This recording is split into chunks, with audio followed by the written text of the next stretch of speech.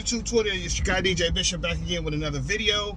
And real quick, what I'm about to do, I want to talk about, so I'm going to try something new. I'm going to start uploading videos of me after I go to the movies and watch a movie.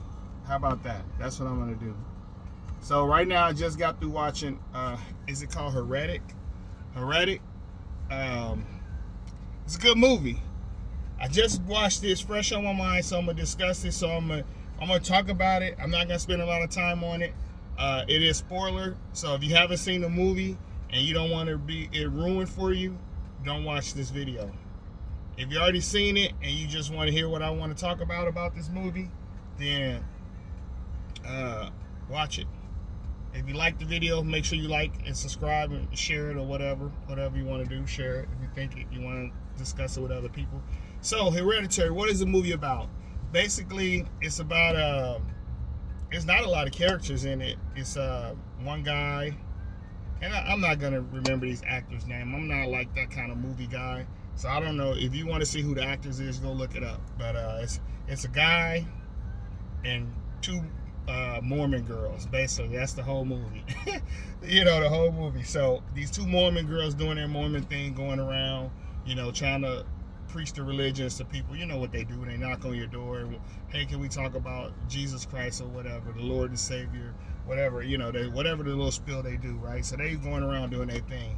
So they go up to this guy because they got a list of people, houses they're going to. So they go to the house. I think the last guy on their list, right? And then they lock their bikes up because they own bikes, so they put a little padlock thing on the bike, which is kind of, you got to pay attention to that because they kind of show that in the movie. You're like, why are they showing, why are they really focusing on this padlock in these bikes? Because it kind of plays a part in the movie later on. So you got padlock and the bikes or whatever, and so they go in the house and they go knock on the door, and this this guy come to the door, friendly looking guy, Mr. Roger Neighborhoods type looking guy. So he goes in, they go in there and they do their little spill on the doorstep, like, hey, you want to hear about, Lord and Savior, whatever. Whatever they spill, they sell them. He's like, yeah, sure, why not? And then they give him a pamphlet. He's like, yeah, I already got one of these, but then he takes it anyway. And he's like, you want to come in? And he's like, well, do you have a woman in the house or a wife or something like that? And he was like, yeah, I got my wife, And then they was like, okay, we can come in, but we need to be in the room with your wife, which I didn't know they had that kind of rule. But so he's like, yeah, my wife, she's in the back, whatever, making pie. So he sits down, they have their little conversation, they start talking or whatever, and they start talking, and they're doing their spiel, and then he's doing his spiel, right? So one of the girls. So before they got to the house, they were talking, and they were talking about sex and all this other stuff. Do you believe we shouldn't be having sex? So they I think one was a believer and one was a kind of a disbeliever, I think that's kind of how they were setting it up. That was believer. They both was believers, but one was kind of like, you think should we really be doing this kind of stuff, or should we just be living our life like we, should be living it? So as they get back, fast forward back to the house part. So they're in the house, and then they're doing their things, and he's like, know more about religion than they do. So he's basically questioning everything they're saying, and so they trying to rebuttal and have an answer for everything he's saying. But in the meantime, they're like starting to get freaked out because they're like, okay, where's his wife at? You said you had a wife and she still haven't came. Can you go and see if she can come meet us? We just want her to say hi, just make sure you got a woman in the house. So he's like, okay, I'll go check. And so he goes to the back of the house or whatever, and he's like, well, she said she's a little shy, she can't come out, so he brought them some drinks. Of course, the girls didn't drink the drink, so they're like, okay, this is getting really weird. This dude won't show his wife, so maybe he's like trying to do something to us. So they was like, all right, we need to, next time he leave, we're gonna wrap it up and get up out of here. So he's like, can she? And they was like, well, can you one more time go ask her one more time? So he's like, I'll go try. So he went back, and he's like, the pie is almost done. And then he came back, and he was like, because he lit some candles before he left, 2 candles and another candle that was on the table in the middle. And then he came back and he was like, so what kind of pie you think she's making back there? And then the girl was like smelling. She was like, blueberry pie. He's like, correct. You got it, blueberry pie. He's like, well, let me go check on that pie one more time and see what's going on back here. So when he left, one of the girls looked at the candles on the table and she twisted the little small candle around just to see what was going on with that candle. And she looked at it and the candle said blueberry. So she's like, oh man, there's no wife back there. There's no pie. This guy's tricking us. So we need to get the hell up out of here. That's kind of what she was saying. So we're going to casually wrap this thing up. And so let me rewind it back. We rewinded when he first came to the door and he told them they can come in. And he said, are you okay with coming in? Because the walls have metal. Which I didn't understand what that meant. I was like, okay, that's weird. Why would you say something weird like that? So that plays a part later on in the movie. So they go in, and then then they do all their little talking with the pie stuff. And so they was like, yeah, let's get out of here. And so when he was back in the kitchen, so-called going to get the pie, she tried to make a phone call, and the phone wouldn't work. So that's kind of where the metal thing comes in. Because they couldn't make a phone call in that house. And then they tried to open the door wouldn't open, of course, so now they locked in. So now they really freaking out. They're like, okay, he locked us in, and there's no wife, so maybe this guy's about to kill us. So, and it was like a crazy storm going on outside with rain and snow or something, I don't know what, but it was a big storm going on right before they went in the house. So he comes back, and he was like, so let me ask you guys a question. Who believes in that there's an actual pie going on in the background? And then the girl said, I call her the disbelief girl. She was like, nah, there's no pie because I think you're lying to us, and this whole candle is a blueberry candle because I looked at it and that's what we were smelling. So she was like, is there really a wife back there? He was like, well, we'll get to that later. And then he was like, let me ask you some questions. So he's like, follow me to the back. He's like, if you want to see my wife, come follow me. So he leave and he goes into this dark hallway or whatever, and he leaves them, and then they like end up freaking out, panicking, figuring out how they gonna get out of there. He's like, we can't make a phone call, we can't get out the front door, so what do we do? And she was like, well, we just probably gotta go back there and see what's going on. So they walk down this creepy hallway, and then they run into this statue. It looked like somebody was standing there, but it was actually a statue or something. So they went into this back room, and then he was like, hey, there you guys are. I thought you guys never show up. And then she's like, what's going on? And they like freaking out, to get started. They got teary-eyed. They're like, we want to go. Are you going to let us leave? He said, yeah, he said, first of all, you're not here against your will. You can leave at any time. I'm not holding you hostage. I'm not going to do anything to you. But he said, let's talk about something. So then he started talking about religion again. He was like, he put out like one book. I forgot what it's called. Something Joiner, then he put out another book, then the Holy Bible, then the Mormon, and then he had like a game of Monopoly. He said, yeah, everybody know this game of Monopoly. And she was like, yeah, I heard of it. He said, well, it's not the original. This was ripped off from another board game, and he put out some game called Real Estate or something like that. And he was like, this game was out first, and then this guy took the credit and created Monopoly and became a multimillionaire. Blah, blah, blah, blah. So that's when he said, then he put out these Bibles. He was like, this is the original Bible. Then this Bible pulled from that, then the Holy Bible pulled from that, then the Mormon Bible, and then on and on. So he's basically like, everybody's ripping each other off.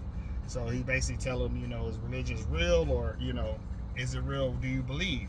And he was like, we just want to go. That's what the girl's like. We just want to go. He's like, okay, you can go. There's 2 doors right here. And he wrote on the door, belief, disbelief. He say, so you pick a door, whatever your belief says. If you believe there's a God and an afterlife and all this other stuff, go through the door you believe in. If you don't believe, go through that door. So he's like, either way, pick a door. And they was like freaking out, like, well, so and then they found, after they did some more talking about religion, he's breaking all kind of stuff down, talking about it. He played a song, and it was like, have you heard this song before? And they was like, no, we never heard this song. He said, you have heard this song before. This song was recreated by this person, and I know you heard that song before. So they just people just saying people recreate stuff and then give their own interpretation of it. So that's kind of how he rolled it back to the religion again. And so, let me wrap this up. I didn't want this video to be too long. So, so then, you know, they was like going on and on and on and on and on. You know, a lot of suspenseful dialogue and, you know, staring at each other. And then they was like, okay, we got to pick a door, because old girl's like, we just got to pick a door, because he's obviously not going to let us out. So they was like, can you let us out the door? He's like, no, I can't let you out the door. The door locks by itself. It won't be able, you can't open the door till the morning because I have it on the timer. And she's like, that's weird. You know, why would you do that? He's like, well, that's just how it is, you know. But if you want to get out, he said, you seen my house, right? You know there's a back door in the back. You did see my house, right? And they was like, yeah, we saw the house. And he's like, so you can go out the back door. He's like, she's like, I don't want to go out the back door. I just want to go out the front door. He's like, nope, you got to go this way.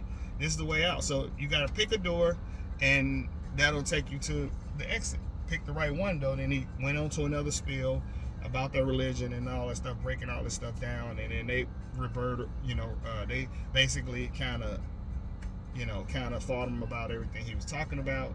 And then he was like, okay, pick a door. So they, you know, one girl picked belief, one girl picked disbelief, and she opened it up, and then she was all scared because it's like a dark hallway going downstairs. And he's like, what? She's like, this don't lead out, this is going down. He said, well, the only way down out is down, or something he said, and that was like off of something. And she was like, oh my God. So they was like, all right, let's just, you know, pick this door. And I think they picked belief. And they both went down a belief door. And then he said, okay, before you pick the door, if you really want to see the first, what did he say, the first God or the first religion, the real religion, you're going to go through that door and you're going to see the real religion. And they was all freaking out. They start crying and stuff. He's like, yeah, if you want to really see it, you want to see the original religion, the true religion, go through that door. So they went through beliefs, they went down, and they went in this creepy basement, right? And they was like, oh my God, this guy's really about to kill us. Now we in his dungeon. And so he slammed the door behind them. So they down there freaking out, like trying to figure out how to get out and trying to grab stuff. And they couldn't figure out how to get out. There's some lady in a gown, like looked like the Virgin Mary or whatever. She comes walking out, and she was like super creepy, you know, like cracking her bones and doing all this stuff. So she had went and she put the pie, the blueberry pie, on the table. It was the table down there, and they was like, what the heck, there's the pie.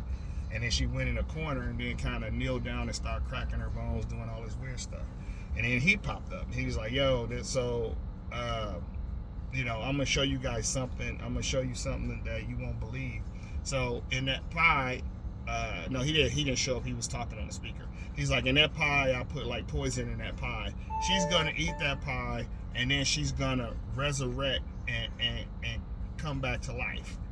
You know, you'll see her resurrect, and she's going to tell you what she saw on the other side. So then she ate the pie, and then she died, and he was like, touch her neck and make sure she's not breathing, and give her a few minutes while she come back to life. And when she killed herself, they ran upstairs and they was freaking out, trying to break out. Oh, the doorbell rung. Their guy from church tried to find them because he retracked all their little places they were supposed to go. So he ran the doorbell, so that kind of distracted old boy from whatever he was doing. And they ran upstairs and started beating on the door, screaming, help, help, help, help, help, help. And then when they went back downstairs, because of course that didn't work out, so they went back downstairs, and then the lady that had died on the table, she came back to life.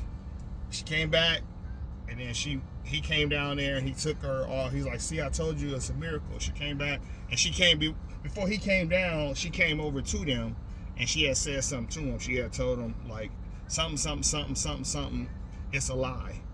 It's not real, or something like that. It's not real. And then they listened, they was like, what the heck? And they was all freaking out because she looked creepy and stuff. And then he came and he got her, took her away or whatever, said, yeah, told you guys, so what do you believe now? And then she was like, the one chick was like, I don't believe that, you know, because when we came down, the person who died on the table, she was laying one way, and then when we came back down after the doorbell had rang, she was in a different position, and now she's, you know, in another position. So I think you switched the body some kind of way. I don't know how you did it, or I think you did it when we was distracted. When we ran upstairs for the doorbell, you was able to switch the body, and then blah blah blah blah blah blah. So they went there. He said, really? So you do believe in that? So she looked around, moved the table, and she found the trap door that go down even further. So she was like, what the heck? And he was like, if you believe that I switched the bodies, then there should be a dead body down in the bottom down there. And she was like freaking out. I don't want to go. I don't want to go. I don't want to see. And then the other girl was like saying, you know, she was like, well, we need to do something, because they came up with a plan to like kind of kill this guy or whatever. And then they was like talking to him, and she was distracting him while she was talking. And then while he was talking to one girl, then he pulled out a blade and slit her throat, and he was like, now watch, she's gonna resurrect. And then the other girl started freaking out, and she stabbed him in the neck or whatever. So it was just crazy. So a bunch of fighting and stabbing going on. And so the person, the girl didn't resurrect. So, oh, no, not yet. So she didn't stab him yet. So her friend fell on the floor, died. And then he was like, well, she should be coming back to life in a few minutes. And then she didn't come back. So he dug in her arm, and I think he pulled out her pregnancy thing. He pulled out something, and he said she was programmed, so she's not gonna come back. She had a chip or something in her, so she's flawed or something, and she's not gonna resurrect. And so the other girl's freaking out, and she ended up stabbing him or whatever. And then she went down in a hole. And then, wait, did that happen? No, I'm way ahead of myself. She went down in the hole, and then she found like all these rooms with different kind of things going on up in there. Like, I guess they were different religion rooms or whatever. It was like all kind of artifacts and a lot of old stuff down there. She went from room to room to room, and she got to the last door, and her bike lock that they locked outside was on that last door, which was crazy. I was like, what the hell? What is that bike? How that bike lock get down there? And then she looked in her pocket, and she had the key, which it was actually in her friend's pocket, but some kind of way it's in her pocket now. She's like, what the heck? So she opened the door, and when she opened the door, it was like a bunch of cages in there, and there were people in the cages. And then she was like, oh my gosh. So she was talking like, I'm gonna get you out. It was a bunch of women, I guess, in the cages. And then he showed up, and he started talking again, blah, blah, blah. Like, you know, he basically was like, so he said, did you figure it out? And she was like, figure out what? He's like, the true religion. And she was like, no. And he said, or did she say yes? I can't remember. But he said, the true religion is control. That is the true religion, control. And I said, that is true. So basically, whoever controls the mass that's the religion. So he's like, all the books are the same. They all equal one thing. They want to control you. They want to control you. He's like, they want to tell you who to date, who to love, who to give money to, where to worship, that's a control. It tells you everything to do in life. That, you know, whoever you listen to, whether you listen to the Holy Bible, the Mormon Bible, the Muslim Bible, the Quran, or whatever, you know, the Buddha Bible, all those different Bibles, it's all a form of control. And I was like, okay, that makes sense. I mean, this movie is deep. It talks a lot more. I'm just kind of fast tracking through this whole movie. And so they got into a little scuffle. She stabbed him, and she ran off, and then he ended up stabbing her, and they both were stabbed, and they both laying there, you know, bleeding out. And then, you know, they talking about religion and all this other stuff. And then she runs upstairs to try to get out of the house, and she goes somewhere to try to get out, and she ended up going back in the basement. And then he attacks her again, and he tried to kill her or something. And then one of the girls, the girl that was neck was slit, hit him with a piece of wood with nails in it, and that hit him in the head, and that killed him. And then she went back upstairs, and she figured out how to get out, and she got out and called for help or whatever. So it was a good movie. I said it was a really good movie. I gave it a 5 fat fingers all day, which is meaning that's a good movie. What I do want to talk about is the religion part. You know, do you guys believe in, I mean, how much do you believe in religion? I don't want all the Bible thumpers to get on here and start quoting Psalms and all this other stuff. It's just, do you believe that religion is a kind of, I always said it's a tool for control. It controls. And that's a good thing. It's a good and a bad thing. The good thing is, if we didn't have religion to horn people down, I think the world would be a lot more crazier. People would be just doing whatever they want and just, it'd be back like to Babylon days, like in the Ten Commandments movie where everybody's just doing whatever, having sex everywhere, just killing people like crazy. I think it would just be chaos. So religion do give you a sense of non-chaos. It kind of keeps everybody somewhat in line. Not 100% in line, but somewhat in line. But it is a controlling tool because it controls you to the point where people that follow the Bible 100%, they only going to do certain things. They only going to worship certain places. They're not going to date. They only going to date other Christian people. I mean, they lose out on a lot of things in life because they're following this book. So, which is good for them, because if that's what they believe in, that's what they should do. Because I believe in life, people should do whatever makes them happy. If following that religion to the T makes you happy, do it. Living wild and crazy, do it.